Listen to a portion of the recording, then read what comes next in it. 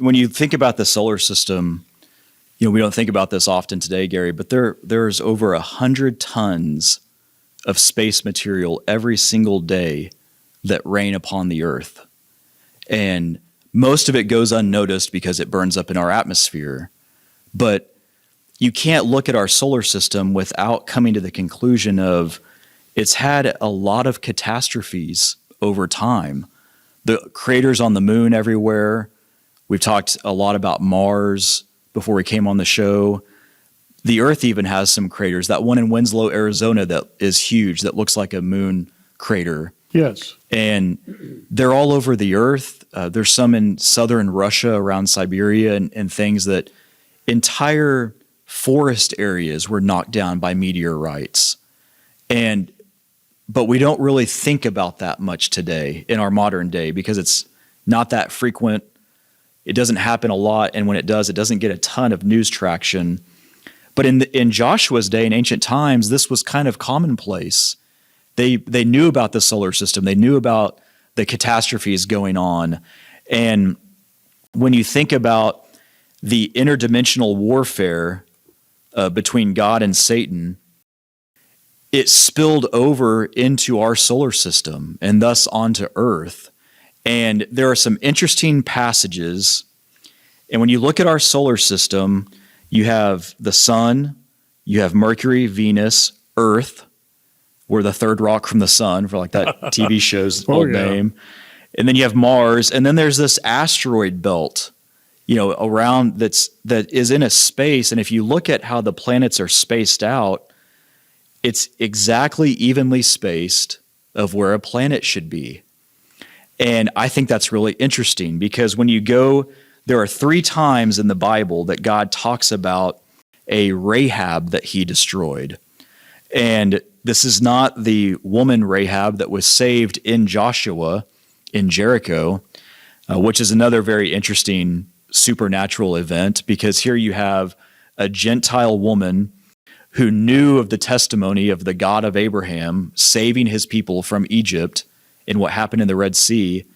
She was saved by faith and believed upon the Lord of heaven and earth. And her home was on the wall of Jericho, which was the most dangerous place to be in all of Jericho because by a sound wave, the walls fell down. And so, but her house was intact despite being on the wall. And that's a supernatural event that we find in the Bible. Well, I think the word Rahab has a fundamental meaning of stormy or angry or unsettled, something that you don't want to mix it up with. Right. But she ends up in the genealogy of Jesus Christ as a Gentile woman. And so when you get to these 3 verses in the Bible that speak of Rahab that God destroyed, let me just read these real quick. It's Psalms 87, verse 4. I will make mention of Rahab and Babylon. So God is putting Rahab and Babylon in the same camp here. To them that know me, behold, Philistia and Tyre with Ethiopia, this man was born there. Okay, so Rahab is a place, according to Psalms 87, 4. In Psalms 89, verse 10, thou hast broken Rahab in pieces as one that is slain. Thou hast scattered thine enemies with thy strong arm. So there's Rahab again being broken in pieces. That's not obviously the woman in Jericho. Then there's Isaiah 51, verse 9, and this is the kicker. Isaiah 51, verse 9. Awake, awake, put on strength, O arm of the Lord. Most places in the Bible, the arm of the Lord is speaking of Jesus. Awake as in the ancient days, in the generations of old. Art thou not it that hath cut Rahab and wounded the dragon? And so in Isaiah 51, verse 9, God is saying, Aren't you, O arm of the Lord, the one that cut Rahab into pieces, and by doing so you wounded the dragon? We know the dragon is Satan everywhere in the Bible. Oh, sure, yeah. And we know that there are a lot of verses and things that could point to different planets having some form of inhabitants, right, of ancient times, perhaps. Satan may have had dominion over something. Well, the fall of Satan in Isaiah, That's Jeremiah, right. Ezekiel 28, Ezekiel 20, Isaiah 14. Yeah. And so here in Isaiah 51:9, Jesus cut whatever Rahab is, right, cut it in pieces, and at the same time wounded the dragon. And so it's an interesting speculation, but Rahab in Hebrew, that specific word means the root of arrogance in Hebrew.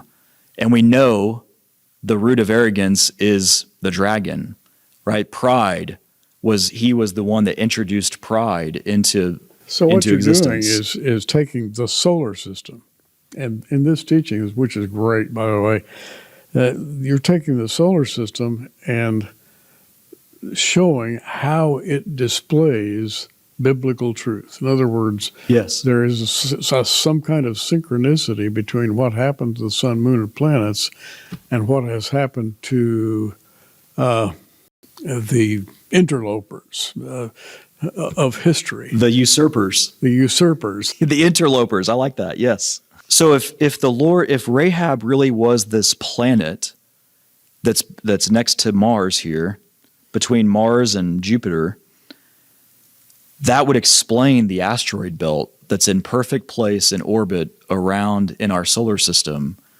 That could be, and we could be wrong, I could be wrong here, but I think it's just neat to speculate that could be Rahab from the Bible that God cut into pieces and went to war against Satan in the heavenlies and wounded the dragon. And that war spilled over in Joshua 10 in these verses that we've just read.